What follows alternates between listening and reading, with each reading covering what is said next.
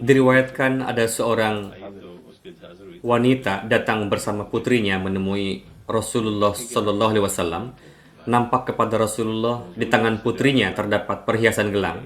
Rasulullah bertanya, apakah kalian membayarkan zakat perhiasan ini? Ibunya menjawab, tidak. Rasulullah bersabda, apakah kalian suka jika di hari kiamat nanti Allah Ta'ala memakaikan kalian gelang yang terbuat dari api? Lalu wanita itu langsung menyerahkan gelang tersebut kepada Rasulullah dan berkata, saya persembahkan gelang ini ke hadapan Rasul, silahkan belanjakan sesuai kehendak Tuhan. Kedua, ada seseorang yang bertanya kepada Hadrat Masih Maud alaihissalam, apakah kita harus mengeluarkan zakat dari perhiasan yang dimiliki? Hadrat Masih Maud alaihissalam bersabda, perhiasan yang digunakan, misalnya jika seseorang meminjamkan perhiasannya kepada wanita miskin untuk dikenakan ketika menikah, maka perhiasan seperti itu tidak perlu dikeluarkan zakatnya. Padahal wanita yang meminjamkannya pun pernah mengenakan perhiasan itu juga. Lantas kenapa? Huzur bersabda, sabda yang Anda kutip tidaklah lengkap. Beliau alaihissalam bersabda, jika perhiasan yang Anda kenakan itu dipinjamkan juga kepada wanita miskin untuk dikenakan, maka seolah-olah zakatnya telah dikeluarkan. Sebetulnya Hadrat Masih Maud alaihissalam tidak berpendapat bahwa dalam kasus tersebut tidak perlu dikeluarkan zakatnya, karena cara beliau menjelaskan berbeda. Beliau berpendapat bahwa sesuatu yang dikenakan oleh seseorang dan juga secara rutin mengikut sertakan orang miskin yang tidak mampu membelinya.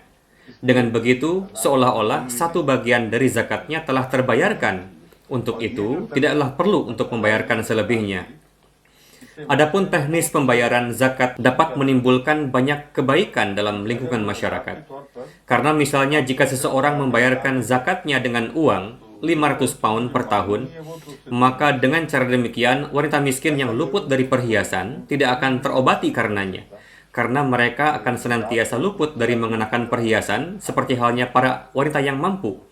Hadrat Masih Maud alaihissalam telah menjelaskan cara pembayaran zakat dengan cara yang sangat indah. Beliau mengaitkan dengan ayat wa mimma razaqnahum yunfiqun, yakni apapun yang kami rezekikan kepada mereka, mereka mengikut sertakan orang lain di dalamnya. Topik berkenaan dengan mengikut sertakan orang lain dalam hal perhiasan tidak hanya membayarkan nisabnya saja dengan uang, bahkan pinjamkan jugalah kepada orang lain untuk dikenakan. Jika ada perhiasan yang diberikan sepenuhnya, maka ini pun perlu difikirkan. Namun ada perbedaan dalam dua hal ini. Untuk itu, perlu dijelaskan. Zakat dibayarkan supaya sekurang-kurangnya orang-orang dapat mengambil manfaatnya. Hadrat Masih Maud alaihissalam bersabda, dengan begitu, zakatnya sudah dibayarkan. Namun jika dibebaskan kepada orang-orang untuk membagikan sebagiannya lagi kepada orang lain dengan sesuka hati, berarti telah memberikan wewenang yang lebih tinggi kepadanya dibanding kepada Baitul Mal. Perintah tersebut tidak akan mengikatnya untuk menyerahkan zakatnya itu kepada Baitul Mal. Sehingga orang-orang dapat menyimpulkan bahwa mereka dapat memberikan zakat sesuka hati kepada siapa saja yang mereka kehendaki. Cara seperti itu tidak dibenarkan. Adalah perlu supaya zakat dikumpulkan di Baitul Mal. Jika ada perhiasan yang tidak terbebas dari zakat dan harus dikeluarkan zakatnya, seperti yang disampaikan oleh Hadrat Masih Maud alaihissalam, maka perhiasan seperti itu tidak boleh dibagikan langsung kepada fakir miskin, melainkan harus dibayarkan kepada Baitul Mal. Banyak orang yang bertanya kepada saya, mengatakan, kerabat saya miskin dan memiliki anak perempuan, bolehkah saya mengeluarkan zakat saya langsung diberikan kepadanya? Saya katakan padanya, Anda harus menyerahkan zakat Anda ke tempat yang sudah ditetapkan. Sedangkan untuk kerabat Anda yang miskin itu, Anda dapat memberikannya secara terpisah bukan dari zakat Anda.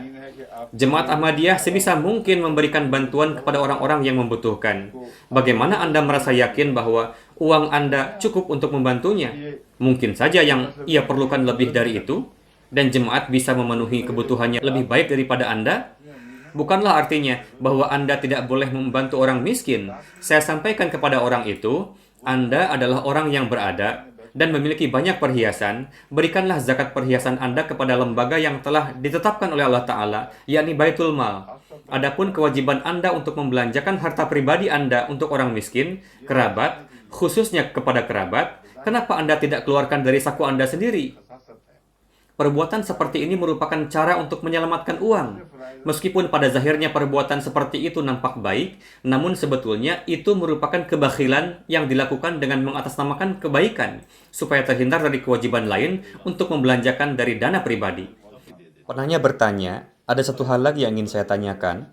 Para wanita yang ikut ambil bagian dalam gerakan yang dicanangkan dalam jemaat, misalnya memberikan perhiasan dan juga candah, jika wanita tersebut memiliki perhiasan, apakah zakatnya dibayarkan terpisah ataukah sudah termasuk di dalamnya? Huzur bersabda, yang perlu diketahui adalah apakah wanita itu memberikan perhiasannya untuk zakat ataukah untuk candah lainnya. Jika sebagai zakat, maka sudah mencakup dari antara candahnya. Lalu kurangi saja candahnya dan bayarkan zakatnya. Sejauh berkenaan dengan zakat untuk orang yang memiliki mata pencaharian, sangatlah pelik, tidaklah mudah. Karena tujuan zakat salah satunya adalah untuk menjalankan urusan pemerintahan. Akhir-akhir ini, pajak yang diambil oleh pemerintah dari rakyatnya begitu besar, sehingga berkali-kali lipat besarnya dari besaran candah dalam jemaat. Sedemikian besarnya pajak, sehingga terkadang perbandingannya bisa 1, 4, bahkan 10 kali lipat dari zakat. Sejauh berkenaan dengan tujuan keagamaan, candah yang dibayarkan oleh para Ahmadi dengan karunia Allah Ta'ala jika dikalkulasi besarannya lebih besar dari zakat. Besaran zakat 1/40, iya kan? Yakni 2,5%. Sedangkan candah dalam jemaat besarnya 1/16.